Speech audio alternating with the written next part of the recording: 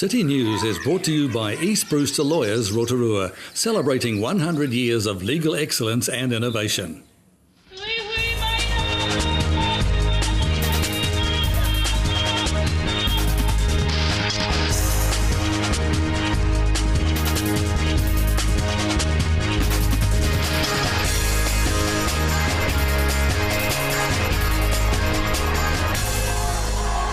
Kia ora Rotorua, ahead in tonight's bulletin. 7 Te Arawa women have been announced as the finalists in the 3rd annual Matariki Te Arawa Women's Awards. Lake Road is officially opened, and Bay of Plenty secondary schools have spent the last few days taking part in the secondary schools bouldering event.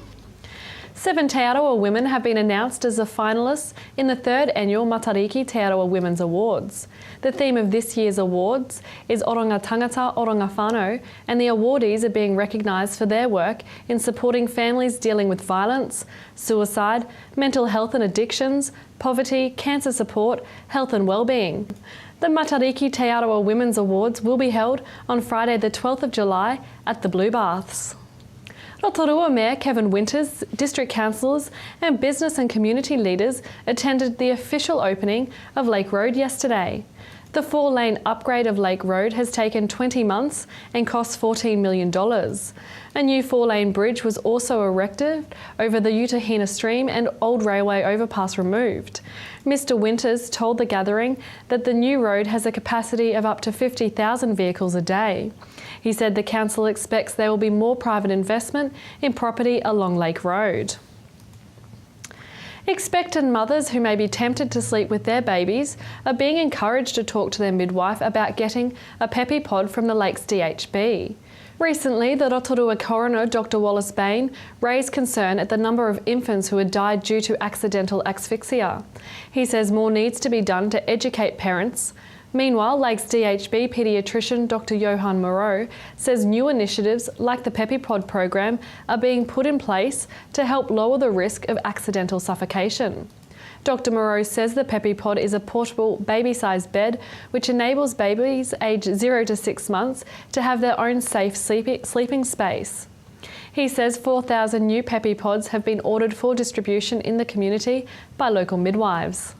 What we've designed to enable families who are absolutely insistent on having the babies in the same bed arrangement with them is what's called a Pepi Pod, which is a large plastic bed with its own, nicely fitting mattress, nice blankets, everything, well set up, which can be provided to mothers for the baby to be able to stay separate from them. So there's no risk of the mother overlying that baby because there's a box protective of the baby. Are they provided by the Lakes DHB, are they? Yeah, so we've set up an arrangement which some of our midwives and neonatal nurses have developed this initiative, and we've funded the provision of these Pepi Pods for families that indicate that they would be more likely to have otherwise bed shared.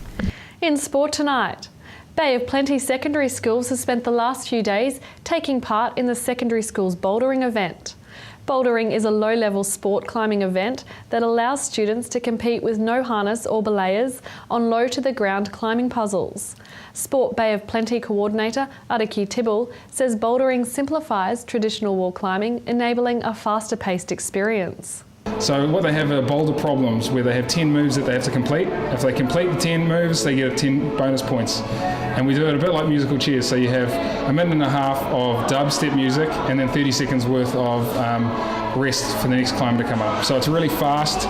It ticks along very nicely. It starts and finishes on time. And the amount of volunteers you need to help is minimal. To your weather now, Rotorua.